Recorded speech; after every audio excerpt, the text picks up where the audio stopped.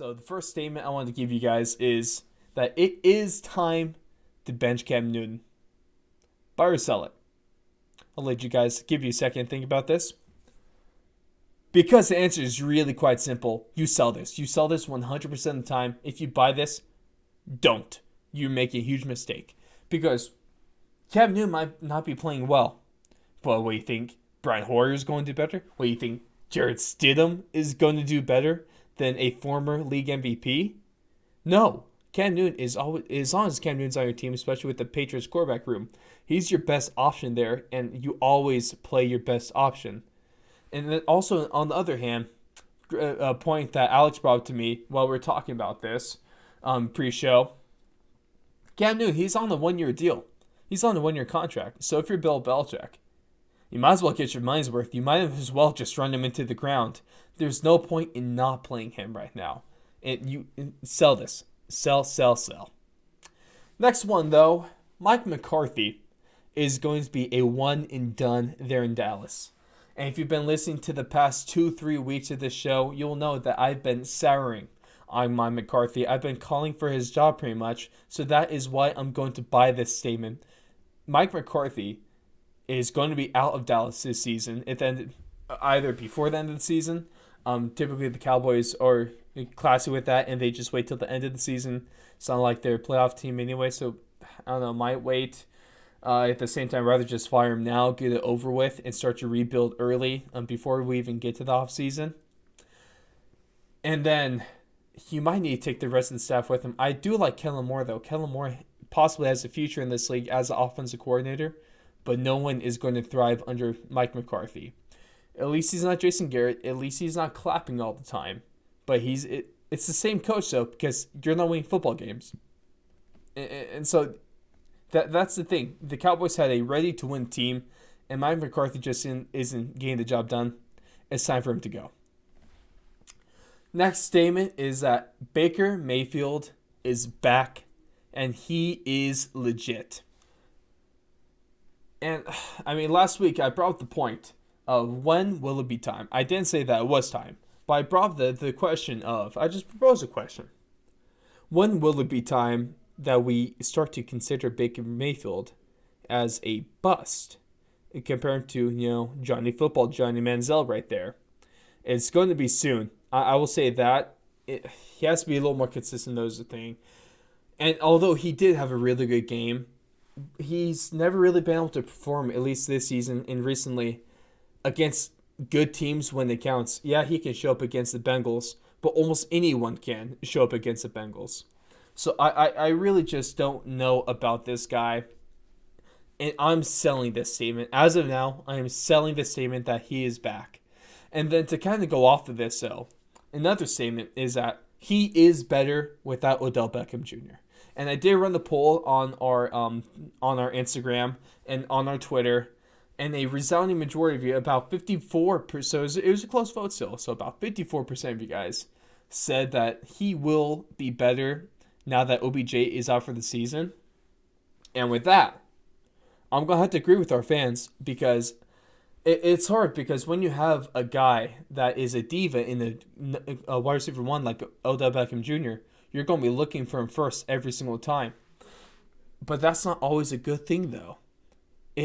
When you just look for the first guy and not actually go through real progressions, that's going to limit the offense. That's going to make it easier for the defense to key in on the receiver and to cover the right guy. So that's going to be a detriment to the offense ultimately. So I think I like this. I mean, I don't like Odell Beckham Jr. getting injured. Don't get me wrong. That's not good. I hope he gets back as soon as possible, nice and healthy, because he's a fun guy to watch. But at the same time, this is going to open up a lot more opportunities for Jarvis Landry. This is going to open up more opportunities for the younger receiving core. Also, that one guy, Austin Hooper, the man that you made the highest paid tight end in NFL history, of course, before the George Kittle contract. You might actually be able to start to use him a little more now. This is going to help balance out the offense. It's going to help balance out the passing attack. And ultimately, this is going to be good for Baker Mayfield. Second to last statement is that the Bucs are the best team in the NFC at this point. I'll let you guys think about this one. Because my answer for you is I am going to buy this statement. As of right now, they are the best team in the NFC. Because you got to look at their competition. They're the two teams that could compete with them are the Seahawks and are the Packers.